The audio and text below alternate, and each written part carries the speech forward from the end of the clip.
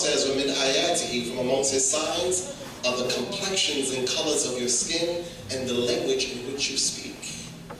And Allah says in the Quran, Bismillah ar-Rahman ar-Rahim, He says, O people, Ya ayyuhan nas, O people, verily I have created you from the single essence of male and female. Male and what? Female. And the exception is Adam, Eve, and the birth of Jesus. He said, I created you from what? That unification of mother and father, which is the essence of the science of embryology, which goes back to the original 5 verses of the Quran that were revealed for the guidance of mankind. The first message given to Prophet Muhammad wasn't to pray. It wasn't to believe. It was to get knowledge. The first thing Allah did for Adam in the Quran was taught him. The first thing Allah did for Adam, He taught him. Because what are you as a human being in the absence of proper knowledge? Notice what I said, proper knowledge. Because some knowledge has a date of expiration. What was good 50 years ago is not good for today. And I'm going to give you some examples.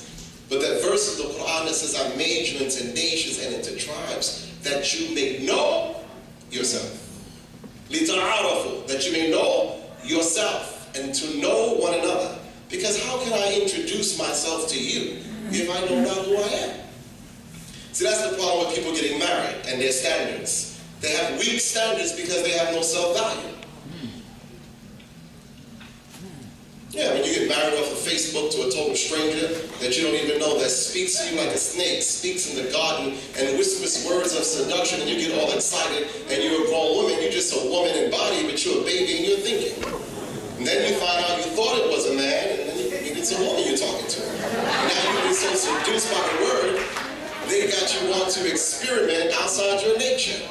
See, they already tried, and they're doing a perfect job at it because the devil is always perfect in his wickedness. He never deviates. But their objective is to take the human being out of the natural way in every aspect of life. They want you to think unnaturally because the magnitude of your thinking determines the essence of your behavior. You can't be a savage until you think like a savage. You can't be a nigga until they make you a nigga. Nigga is a mindset, and the first nigga in America is a white man because it's his idea. I'm not being racist, right? The ingredients of a nigga are his ingredients. And it don't matter what your religion is, or whatever we profess to be. What matters is how you behave yourself. So the Quran says so beautifully, I made you into nations, into tribes. Now, how many of us know our nation? What's your tribe? What language do you speak? You speak English, don't you? Why? Where's your mother tongue at? Took it from you. And they don't intend to give it back to you. But the question is, do you want it back? See, when I think of the young people, and I hear the adults complaining about what the children do, well, really, you're just looking in the mirror. They have done and are doing what you do. Everything you see the kids do. I laugh at Barack Obama telling the kids in Ferguson, you must be nonviolent, and this is a democratic process, and we must hold up the rule of law. Well, why don't you practice that in Syria instead of bombing people to overthrow their government? Why don't you practice that instead of dropping bombs on Muslim villages and using drones? Why don't you practice the principles of Dr. King and nonviolence and open up Guantanamo Bay and get rid of that Patriot Act that robs the American people of their freedom of due process based upon a legal system that promised us innocence until proven guilty? But if you read the books of faith, you will know that we live under the modern system of Pharaoh. The Pharaohs, this is their system. One of the things Pharaoh did strategically was he made a policy, kill the boys, but you let the women live. Now, some things I'm going to say, you're not going to like it. That's a good thing. I was at a lecture one time, and a man said to me, I'm going to say some things that you're not going to like. He said, because it's going to be about things that you already believe are truth. He said, I'm not saying that they're not truths. What I'm saying is maybe your understanding of those truths is incorrect and unbalanced. So people like to give us what I call emotional religion. See, some people's relationship to God is based on emotions. I see some Muslims sometimes walking. Assalamu alaikum. Assalamu alaikum. How you doing? I'm all right. I'm all right. What's going on? I don't know, man. Just trying to find a job, man. Oh, you're trying to get to the plantation. You're not trying to find self-sufficiency and create your own business. You bought into the dream that if you have a degree, you guaranteed a successful job and you can have a plan of retirement. They didn't mean that for you. That was for their children. And even that game is over. But people can come to America who don't even speak English and own your whole neighborhood. Our grandparents were smarter than us without degrees. They knew how to save money. They bought what they needed. They left alone what they wanted, and they saved for the rainy day because they knew the storm was inevitable. Why? Because it's part of the circle of life. You got to prepare for the future. The future demands preparation. And those who do not prepare for the storm will be like the leaves on a tree. You'll be blown away. But in preparations for the storm, one of the things that you must prepare first and foremost is your spirit. Because this is spiritual warfare. There's a great quote in the Bible, and for the Muslims who are crazy, astaghfirullah, he's going to quote the Bible. That's haram. I understand.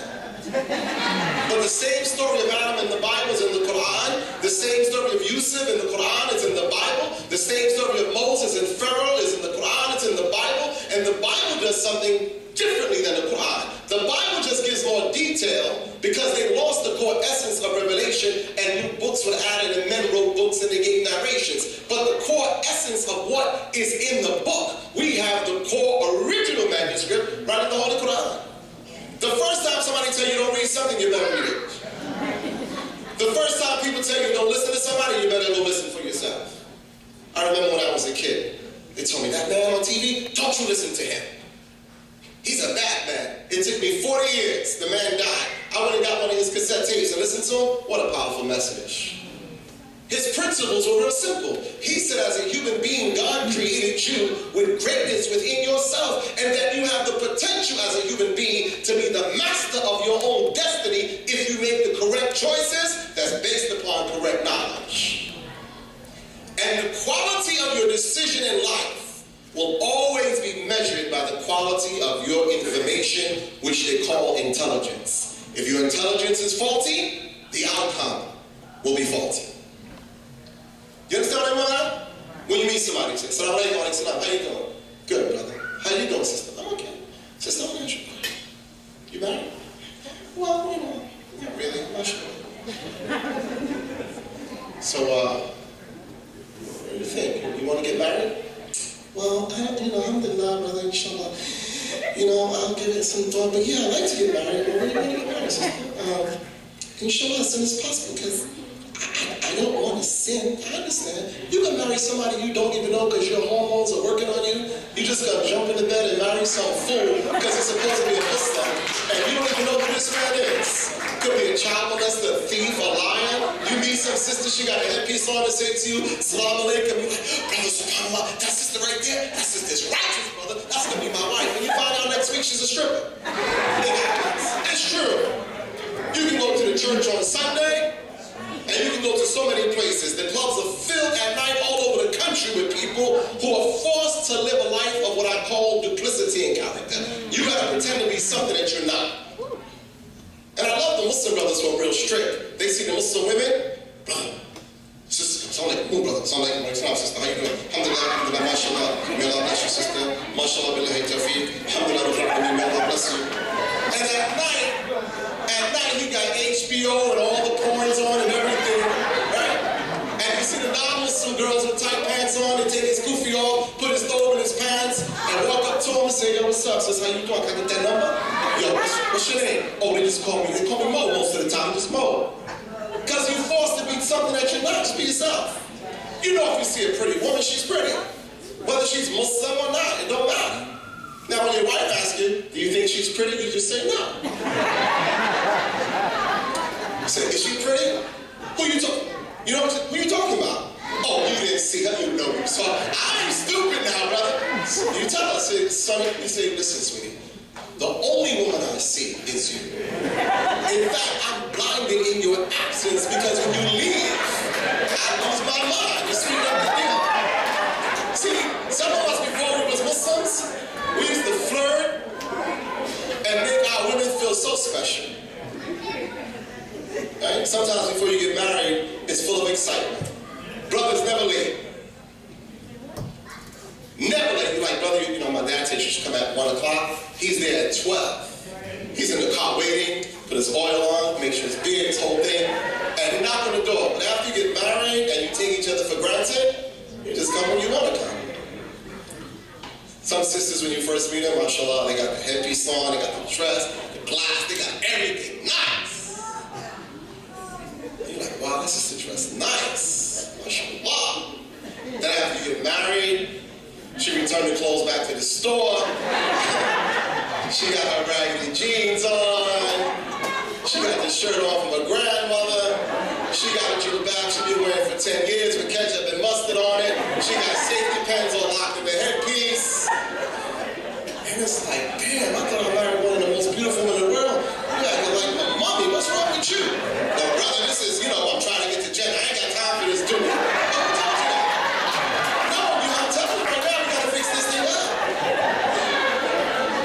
You know, you got your headpiece on, that's beautiful. But if you're married, you better get that hair done. You know what I'm saying? Brother walk in the house, you know what I'm saying? You better be able to, you know, look at it. You better really, you know, I gotta make salat, but when I finish, you better be right there. See, but we forgot how important that was. Because we became so religious. We spent time on, music is haram. So when you get married, brother, what you gonna do with your wife? You gonna listen to Baqarah in your moment of intimacy? You gonna put it on? Is that so much hypocrisy? You know you gotta get married right, and a little bit of Luther. And some of you get R. Kelly and 12 playing, you know what I'm talking about. I mean, it's real, you can't. But we're not supposed to be like that, it's because it's haram. Everybody who's religious gotta be all serious. People say, you know, brother, in Islam, you're not supposed to laugh too much. Who taught you that? Who taught you that? See, when you can't be yourself and you try to be someone else, your life is miserable because you become a people pleaser. If I want to go to the movies, I go, but I don't care which Muslims see me because I don't worship no Muslims. Brother, Assalamu alaikum. Brother Imam, you was at the movies. I heard you sing the equator, Imam. First of all, I'm not your spiritual icon. I'm not your black coat. You handle your business with God on your own, and I'll handle mine. That's why I don't like any sister who says, brother, I just want you to marry me and help me with my deen. Help your damn self with your deen. Not your religion. You know this religion for yourself. You worship Allah. You get close to Allah, and you're responsible for yourself. I'm not your savior. That's why most of us get disappointments in life, because we have false expectations of others, and when they don't fulfill our expectations, we blame God. I would be a Muslim, but I don't like the way the men treat me. Why you come to Islam? Brother, you know, I came to Islam because I wanted to get a wife. You came for the wrong reason. You want to be a Muslim, you want to be a servant of Allah, you want to follow your nature. See, one of the things for us is the power of the purity of intention. If you purify your intention, you will never be disappointed. You know why? Because if you know human nature, you'll know that the human being is capable of being grateful or ungrateful. The human being has the potential to be your best friend or your worst enemy. Sometimes you sleep with the enemy. Thinking is your best friend. Sometimes in the family, your brother, born of the same mother, is your worst nightmare. It's in the Quran. Yusuf was born with greatness and blessed at birth, but his brothers was plotting for his destruction and his deception. But they planned and Allah had a plan. And Allah let Yusuf go through the process in order to fulfill the promise and become the product that he intended for him to be. Because Yusuf's life is the life of all of us sitting here.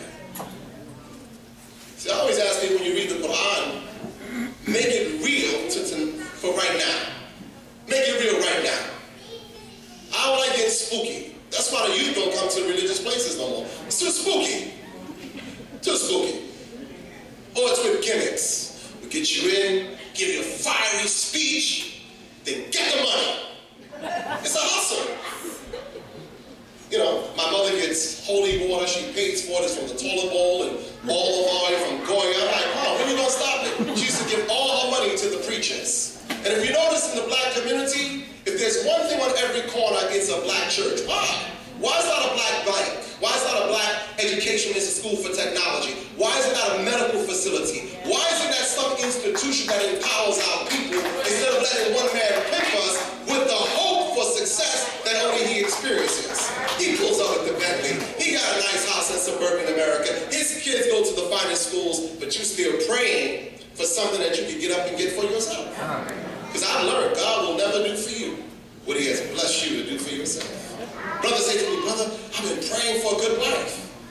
Well, wait, what else you been doing? I'm just sitting here making do it. I'm just praying. Guess what? You stay there. And you see if you get a woman to come to you while you're in prayer. If you want a woman and you're lonely and you're looking for a wife, you become the hunter that you was born to be. You ain't never seen an animal pray to God seeking a mate. That animal gets ready to start hunting. And I'm saying hunt in a righteous way.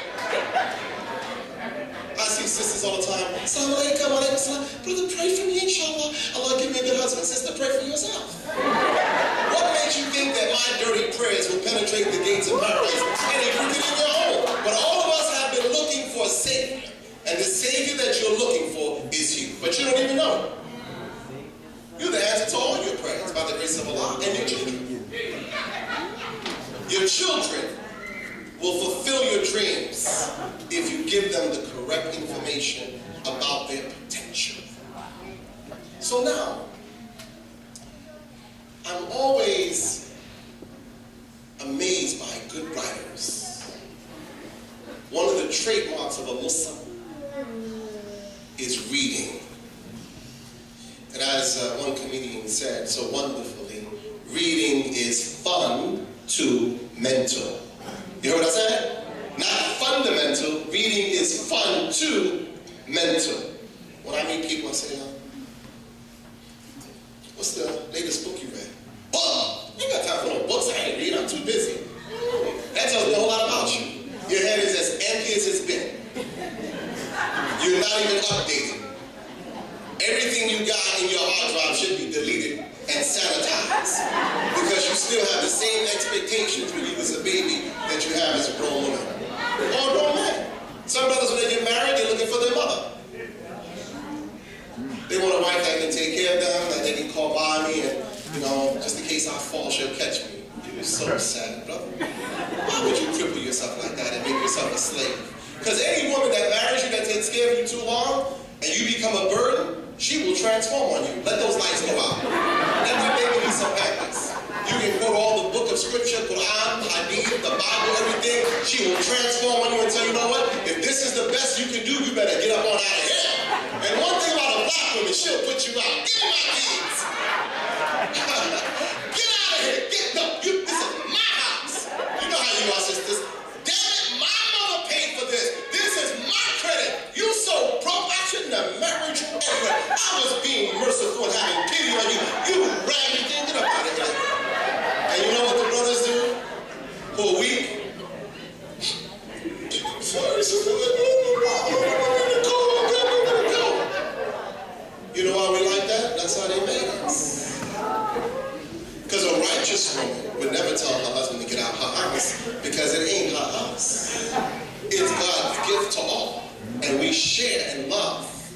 When we are loving people of Allah, we never tell our children, look what I do for you. I brought you some food, I put clothes on your back. And you're so ungrateful. You're just like your father. Stupid! No, what woman would talk like that to her children? And I hear it all the time in the supermarket. That's why you find sometimes children, after they had enough, they kill their parents. You know why? Because their parents sowed the seeds of death and rejection in the hearts of their children. No, you think I'm joking. These young kids, if we keep mistreating these children, when we get older and we be in the old folks' home, they're going to be smacking us. So you remember when I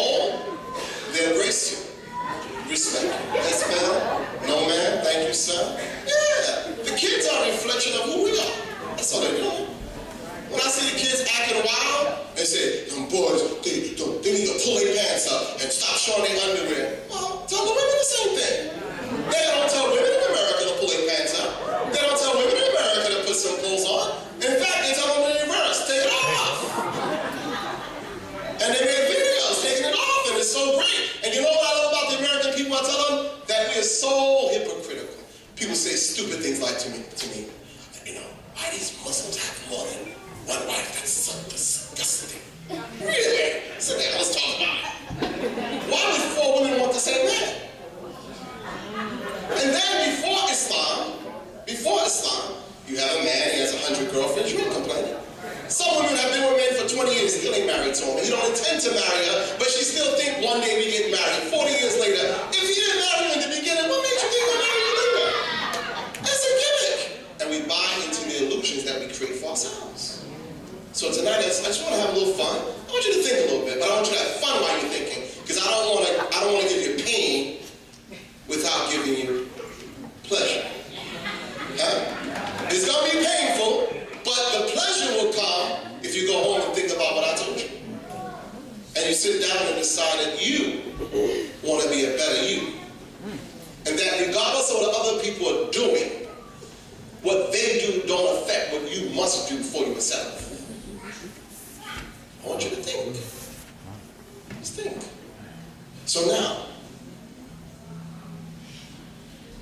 when we are born, I want to talk about, and I want you to research. I told you the trademark of the Muslim is education.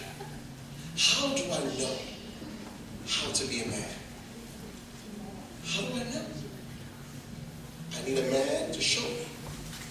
Or I need a mother who will guide me and give me the knowledge of the principles of manhood, because to make a man, you don't need to be a man. Jesus' mother made him a man amongst the best of men. Adam didn't have a father. For all of us men who'll be like, man, I got a father, you know, I'm so devastated. Brother, if you're 40 years old, get over it. In fact, sometimes not having a father has been a blessing.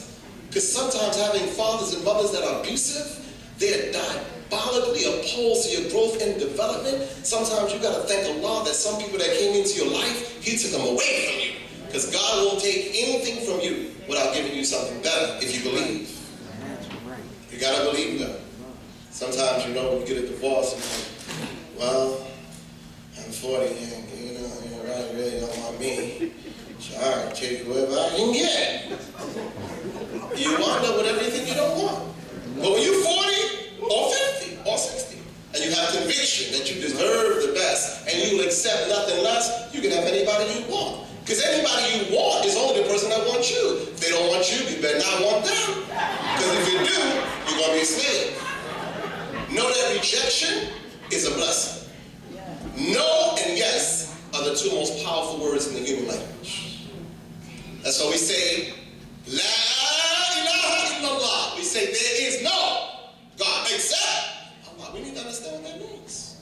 So when I do lectures sometimes, I tell people, the educational conditioning of your mind has many different sources. Who is your first teacher in life? In most cases, your parents. You learn how to be who you are based upon how your parents are. Sometimes somebody look at you and say, you know what? You remind me of your mother. Your mother used to act just like that. Or somebody say, you know what? Don't you do like your mother now. Be like your mother. And you know what I've learned? The more you hate somebody else the way they were, you become what you hate. You know why? Because your thinking is on what they did wrong. So you make yourself become the wrong that you hate. So what you want to think about is not what you don't want to be. You want to think about what you want to be. Because the mind is powerful. It will bring to you what you ask for. Mind is a powerful instrument by the grace of Allah. So the trademark of the Muslim is education. How do I learn to be a woman or a man? How do I learn? You know, and I'm going to touch on it because Brother Saif's poem was powerful. You know, when he talked about the boy that wanted to be the queen. Like, who conditions my mind when it comes to human sexuality? I was debating a professor in the University of Florida.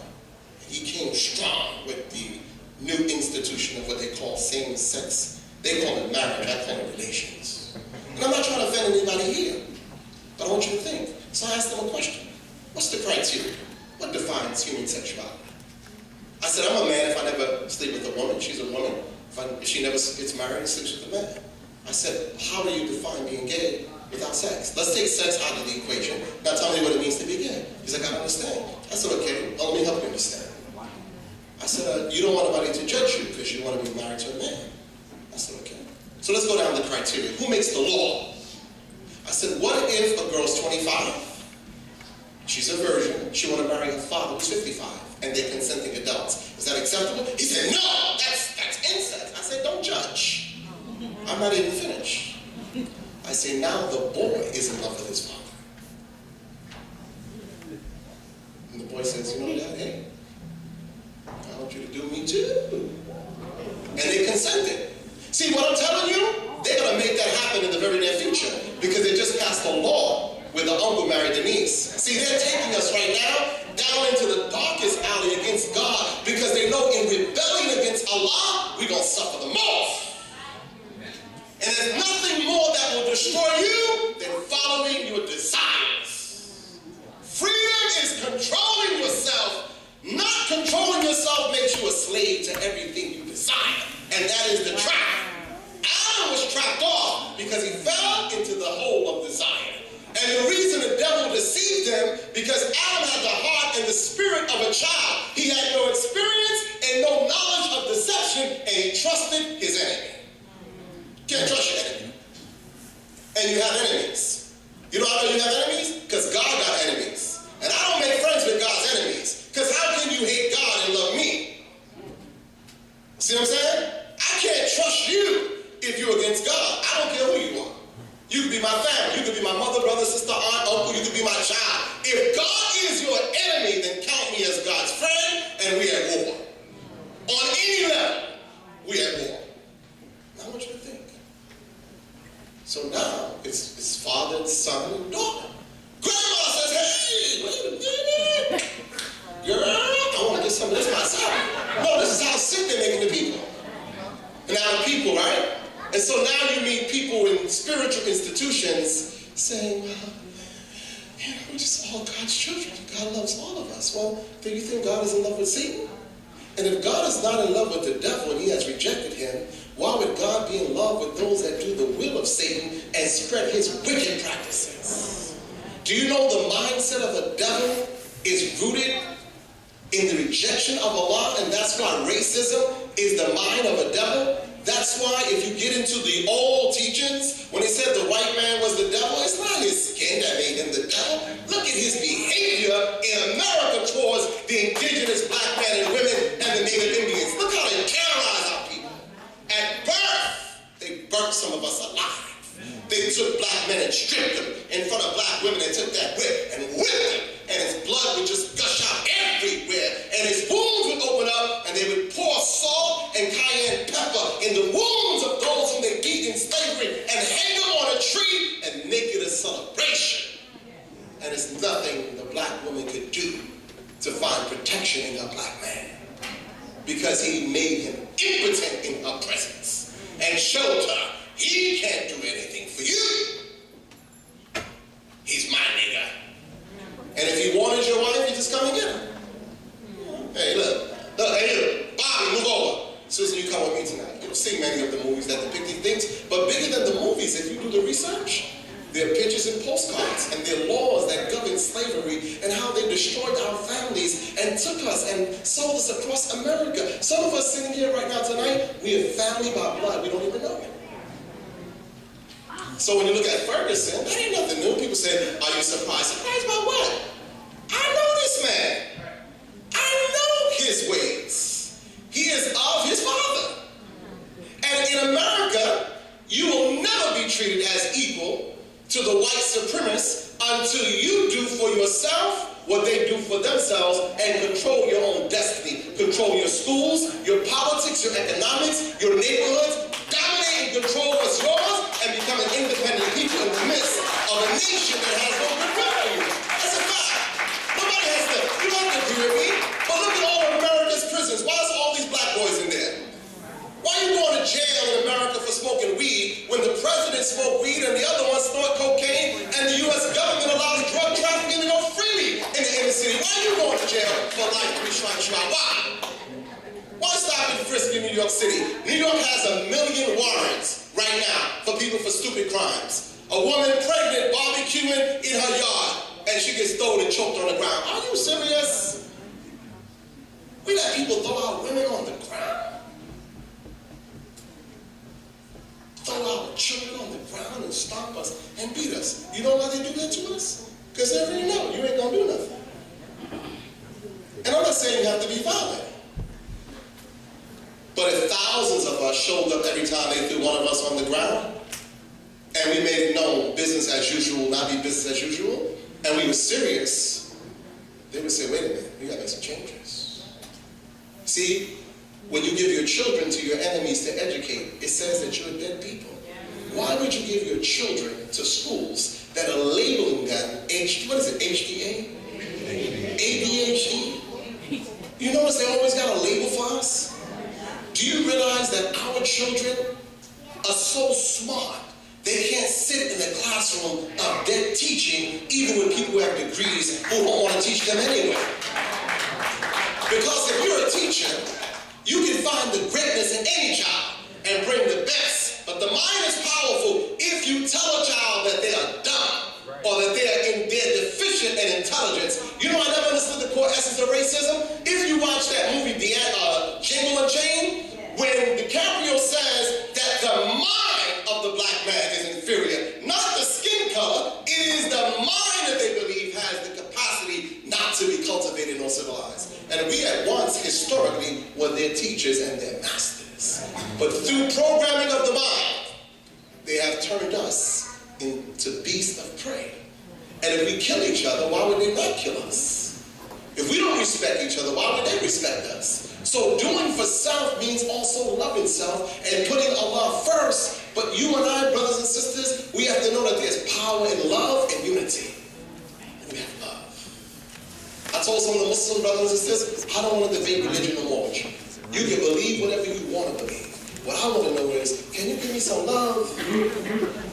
When I see you and say, Assalamu alaikum, can I get wa alaikum salam and not, you that brother without the beard, we assume the man.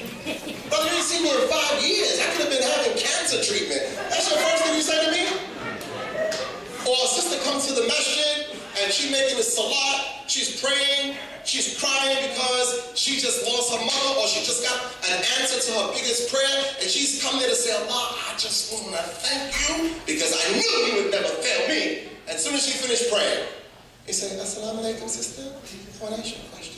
You know, I noticed when you were praying, I don't think your prayers was accepted because you had your stocking ripped and your toenail had polish on it.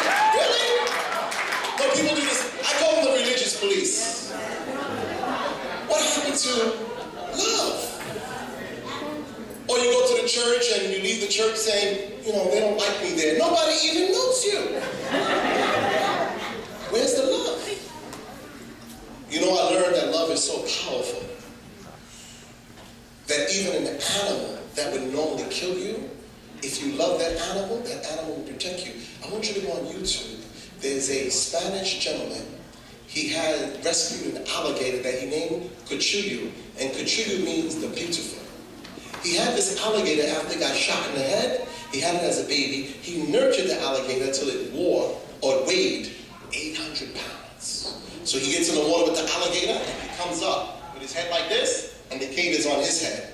And he hugs the gator, he swims with the gator, and every night the gator comes to his doorstep. Well, his wife told him one day, you either get rid of the gator, or you divorce me. You know what he said? He said, I'm gonna divorce you because this gator's a gift from God. I'll never find another gator like this. You can go. And he got a new wife and a new daughter, and they fell in love with the gator, but I watched how he got in the water with the alligator. No, he knew that was a blessing. I mean, I'm not saying you should go that far, but if you got a gator under your command, shoot. That's a blessing right there. And the gator wanted nobody bother you.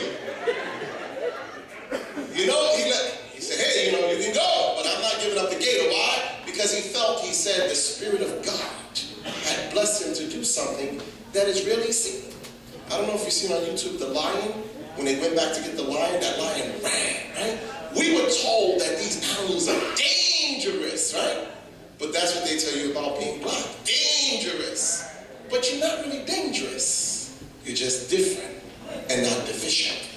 And when people want to make you themselves, they hate when you be different. See, I say you be, that's the Brooklyn coming out of me, right? That's the ebonics. You be. But no, Allah made us all different. See, even in religion, right? Why do My daughter, mashallah, she was born in Philadelphia. So, I don't know, she was born in New York, but she's from Philly, Sana. She called me, she's born Muslim, she loves Islam. She called me saying, Abi, I gotta ask you a question. I said, baby, what's wrong? She's born Muslim, she loves Islam. She's like, I go places and the sisters say, you have to wear all black, and if you wear colors, it's haram, you're gonna go to hell. Really? I said, most likely they're really bummy sisters and poor and uneducated. They don't have any money for extra material. So black is the easiest thing you can wear and wash over and over again. Or they've been indoctrinated by a God state country where they just wear all black. But when they take that black off, they got on merchandise and diamonds and gold in Saudi Arabia that you can't even dream of buying. But you want to be them instead of being yourself. So I see a whole lot of Muslims walking around looking like they're from another country. Who are you? Why you don't dress like the Nigerians or the Sudanese? Or the woman of Mali? Why don't you dress and be yourself or create a dress code in America that reflects your own creativity? Why do you want to be like somebody else? Because, brothers and sisters, we have been trained for so long not to ever see the greatness of who we are. We are one of the greatest people ever created. You know why? You know how great you are? You know the greatness of yourself by the magnitude of your enemy. When big enemies come at you, it means you're a big threat. You notice why they're concerned with Islam? Islam is not terrorism. Islam will terrorize the wicked with truth, but Islam is not a threat to national security. That's a smoke screen.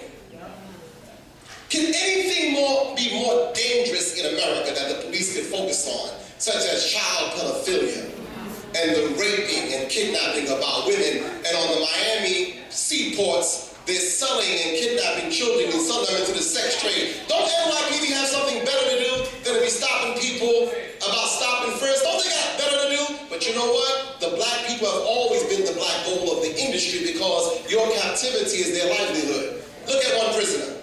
You arrest one brother or sister. You need a jail, you need handcuffs, you need a police car, you need a judge, you need a lawyer, right? You need construction because you got to build the jails. They need electricity, you need plumbing. Guess what? Your presence in captivity is wealth for everyone but you. They still want us because you are the black gold. But do you know who you are? So we, brothers and sisters, as I conclude, I don't want to take a lot of your time because I really enjoyed the poets tonight. We have to do some inner searching. And it doesn't require reading a book. It requires doing what Allah has always said we must do. Think. When someone doesn't want you to think about something, and they want you to make a quick decision, that's called manipulation. When you're not sure, say no. Say, I'll think about it.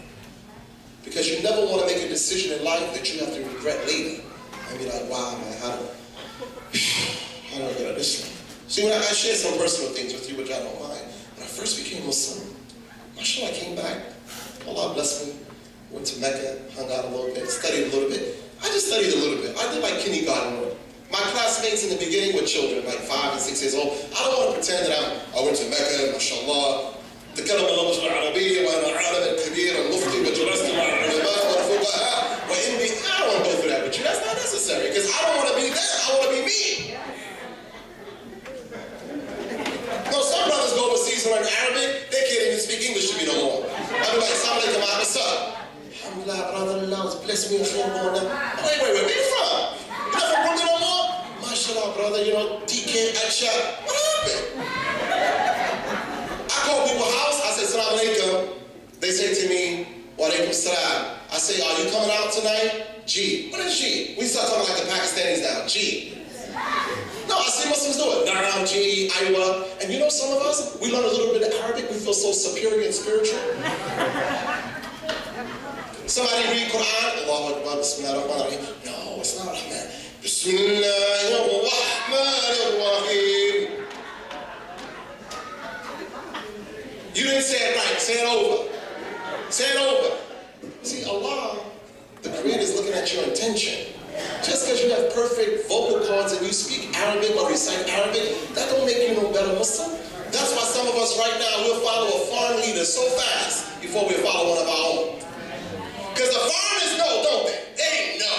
Oh, they know Islam so well. But what you don't know, as I spoke about it today in the khutbah, is most of the world of Islam, Africa, and Asia were colonized by Europeans, and much of of their perception of the world is European in its origin. So when they come to America, they say, oh, these are our slaves now. You want to be like me? So I'll be your leader. Come over here. What you want to know? Let me explain this to you. But I read this. No. It don't mean that. Who said it don't mean that? When I gave the khutbah today, a few people complained, and the brother said to me, I disagree with you, brother. I'm not, I disagree with you. And you know what I told him? I'm so happy. That tells me that you're thinking. I don't want you to agree. My son asked me the other day, he said, Abi, what's the meaning of this verse? I said, you tell me. You read it, you tell me what it means, and we'll discuss it. He came back, he said, you know what, Abi, this is amazing. The Quran says this is the book, and it is no doubt for those who believe in Allah and do righteous deeds. He said, you know what I discovered? If you want to increase your conviction in your faith, do righteous deeds because your actions give birth to your conviction. Some people want to read all day and wonder why their faith is not increased. That's like asking somebody that studies science in a book how to explain the experiments. You got to go out in the jungle of nature to feel it. Do you know what it feels like to be loved? I'm not talking about touched on and molested and manipulated and stimulated because of your natural response to an exterior force. Do you know what it's like for someone to look at you every day and say, you know what? I'll always love you and give my life for your protection. Because you're my son, you're my daughter, you're my wife, I love you. You know what it's like for someone to love you unconditional, where you can go to them anytime you want and know they'll never reject you. You know what it's like to have a best friend that when your back is against the wall, they don't even ask you what's wrong. They know what's wrong.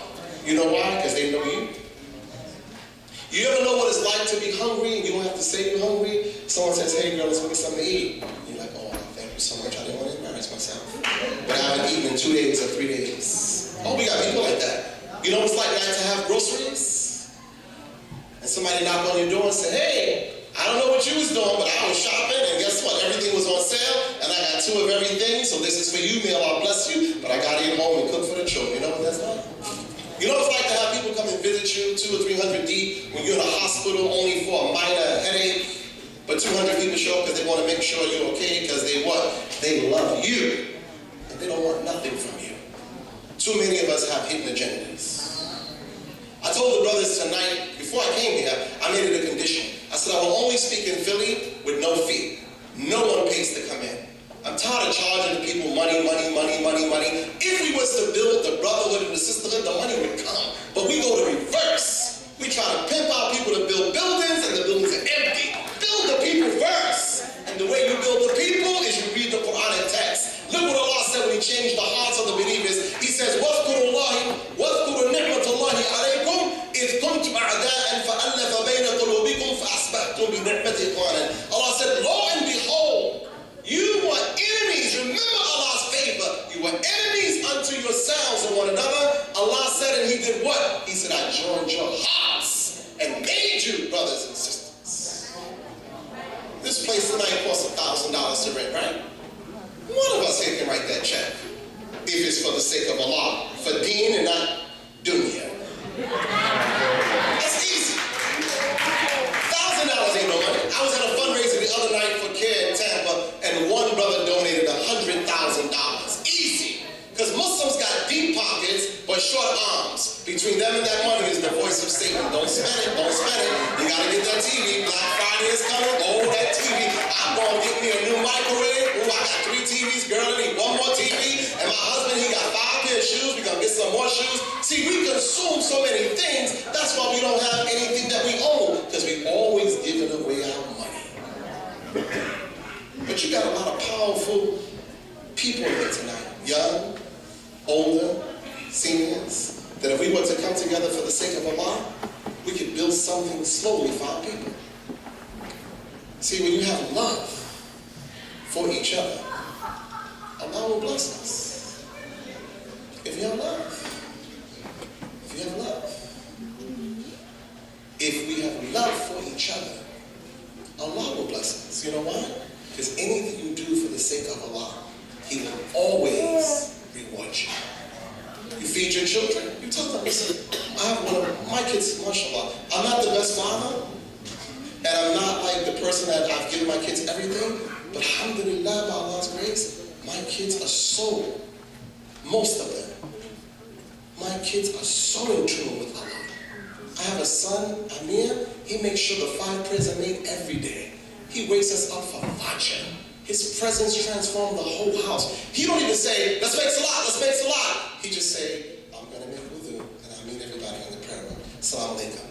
And that's it. Everybody makes wudu, and on the prayer room. That's it. And if you don't come, Amir don't say nothing to you. He just gives you a look and leave you. He go back and do what he's doing. And you know what? That's the way it's supposed to be. Because when you stand for prayer, and we teach our children to pray, we want them to do it sincerely.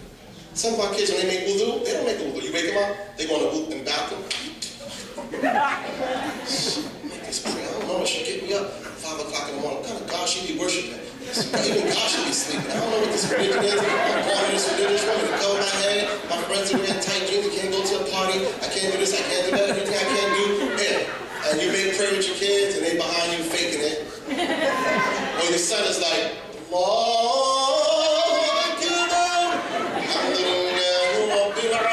and you're like, mashallah, brother's he's so righteous, but he got a Facebook full of pages of nothing but beautiful girls, and he got another page that he look at night when you think he's praying, he's on the dark side. Yeah, you know these, I'm telling you right now, if I was your parents, get that technology out your house, and everything must be locked with a password, because the most dangerous thing about technology is that you invite the enemy right into the comfort of your home.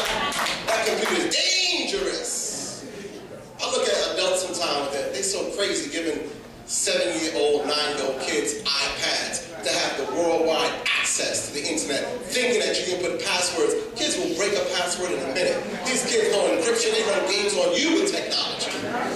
These kids are geniuses. So now, I just want to leave you with something. Number 1, always believe and trust in Allah. Faith can do what knowledge has never accomplished. And there are many verses in the Quran that will show you that. You know, I told people, Ibrahim in the Holy Quran, he said, Allah says in the Quran, Bismillahirrahmanirrahim, وَإِذْ قَالَ إِبْرَاهِيمُ رَبِّي أَرْنِي كَيْفَ تُحْيِي الْمَوْتَى. Abraham said, oh Allah, show me how you give life to the dead. Listen to what Allah said to Abraham. He said, Abraham, you don't believe? Now you know and I know Abraham believes. He said, Allah, that my heart may have tranquility. Sometimes you need a sign from God that He's listening. Give me a sign, give me a sign. Show me. He said, show me how you give life to the dead. Because in the absence of life, we don't exist. So Allah said to Abraham, is it that you have not, you don't believe? He said, for sure I believe, but let my heart find tranquility. So Allah told Abraham, you take this bird. After it's been killed, he said, listen to what the Quran says. He said, call it Abraham. That's the power of words. He said, call it, it will come to you in life. Now here's the lesson. Allah never explains to Abraham how He gives life to the dead. He gives him a demonstration. Because some things in life you cannot explain. Don't even try. Just accept it. Your faith can move mountains. But if you have no faith, you can have all the knowledge in the world. The Quran gives us a parable of a donkey, a jackass, with books on his back. Well, he got all the information he needs. And some of our leaders are like that. They got all the information, but they have yet to produce anything but dissension. That's why when it comes time for the Eid, sometimes I do stupid things. I invade little cities that Muslims tell me they own. Like some brothers, they used to ask me here, brother, you from New York, man. You know, this is Philly. We own Philly. Excuse me, but Negro, you don't own anything. I can go any place I want. This is Allah's earth. You shouldn't be asking me stupid things like that. I don't belong to New York. This ain't the gang. We ain't Crips and Bloods. We Muslims. You should welcome me as I should welcome you. But look what happens. Allah didn't give Abraham no details. He gave him a demonstration. Why? Because an example is always more powerful than information. How many brothers here are married? Raise your hand tonight. Even if you're not happy, I understand. How many sisters are married? If you're not happy, I understand. But look, I'm going to show you the power of love and hate. When you love someone, there are 2 things you will give them. Is that a no for me? Give it to me, brother. Come on. Give it to me. I feel the winds, brother.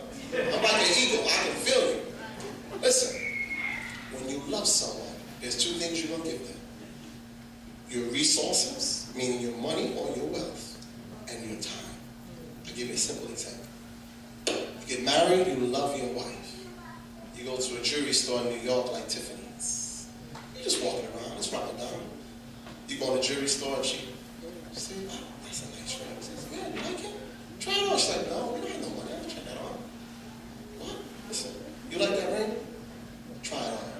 Now, he don't have the money. But he's in love. Listen to me carefully. She put that ring on. She's like, it's nice to put it back one day we can afford that ring. Now, he goes and calls his father, his uncle, his mother, his brother, his sister, his aunt. He gets all his credit cards out. He getting that ring. He come home to you, sister. It's the middle of Ramadan, so I'm like, oh, he's not. You know what? I need to talk to you for a minute. You want to talk to me? You know, I love you so much, sister, you know. We've been together like, about 10 years, and you've been a great companion. I just want to share this with you real quick. It's a little something that I picked up, and you got that ring. She goes like this. I told you you did. She means that she did, but she got to play along with you. No, you did not get that ring. You give her that ring, and guess what? It's a sign of your love. Because you made a sacrifice, right? Now, when you get married, brother, and you work from 9 to 5, your wife gets home at 4, she call you at 4:15. Assalamu alaikum. How you doing, sweetie? What time you get home? 5 o'clock. I should be off at 5. Give me 15 minutes. I'll be at the house at 5:15. All right, that was 4:15. She'll call you back at 4:30. Honey, you still at the job? I thought you, I said, yeah, I'm going to get off at 5 o'clock. All right. She'll call you back at 4:47. You ain't home yet? She know you get home at 5:15, but she loves you so much. She's drawn to your very presence. And when you go home, she misses you and she loves you and she makes you feel so at home and comfortable. You feel like a king even though you was born a peasant. Because a woman can make you feel like you've never felt before. The woman is so powerful. She is the birth giver to kings, presidents, warriors, conquerors, and the greatest man of all time is born of a woman. There is no man that was not born of a woman except God. But she can also become your worst friend. Notice I said your worst friend. I.e. #enemy. Number 1. Now look, let's reverse it. You're not in love no more. Your wife wants to go shopping. You go to Walmart, Kmart, clearance section. If she touched something that's more than $5, you go, stop the law, put that back. We can't be wasting money. We already got that. Nah, put that back. Why? Because when you're not in love, you don't want to spend no money. You come home at 5 o'clock, 5:15. What does the sister say? Assalamu alaikum. You're not going to the masjid? You always say you have things to do. It's a perfect time to do it. I don't even want to see you. She won't comb my hair for you. She won't. She put on the raggedest thing. She'll look like Aunt Jemima grandmother and walk around the house and you'll be like, man, she gonna make me look at the kufu women, man. No, she not. She gonna make me do nothing. You gonna make yourself do it. Because all you got to do is understand the art of warfare and relationship, and you just go ahead and play along with the game and sweeten up the deal so she'll go back to what you wanted to be. See, because as men, we've never been taught the science of how to keep a woman happy. And the women have never been taught the science how to keep a man happy and be able to have mutual respect for each other. So because we were taught by the enemy, we act like enemies when we're supposed to be the best of friends. But Islam is supposed to change that for us. See, the words that come out your mouth have power. There's certain things a Muslim man and a Muslim woman would never say to themselves, to their children, or to the people whom they love. There's just things you don't say. There are questions you don't ask. Why? Because some things are exclusively the property of Allah. So my prayer for you as I leave you is this. We ask Allah to give us conviction. The faith that can move a mountain. Prophet Muhammad was born in Arabia with no computers, no fax machines, no satellite television, no radio, and his message is in every part of the globe. How did that happen? How did that happen? Now, we got all the